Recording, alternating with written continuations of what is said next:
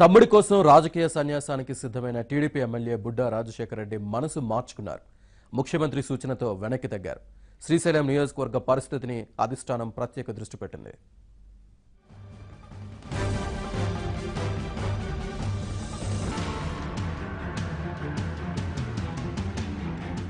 కర్నూలు జిల్లా Srisailam సీటుకు Nandyal MP SPY Reddy కుటుంబ సభ్యుల పేర్లను టీడీపీ అధిష్టానం పరిశీలిస్తున్నట్లు సమాచారం.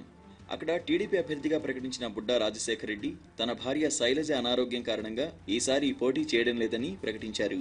తన బదులు తన సోదరుడు శేషారెడ్డి పేరు పరిశీలించాలని ఆయన కోరారు. శేషారెడ్డి వైసీపీ అభ్యర్థిత్వానికి ప్రయత్నించి విఫలం కావడంతో టీడీపీలో చేరాలని అనుకున్నారు.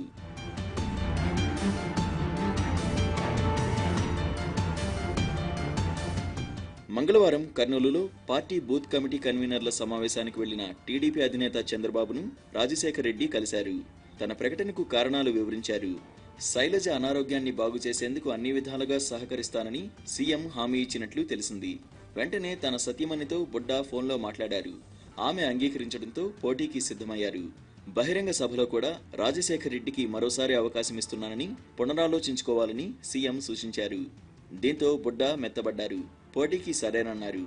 మంగళవారం రాత్రి తన స్వగ్రామమైన వేల్పనూరులో కార్యకర్తలతో సమావేశమయ్యారు.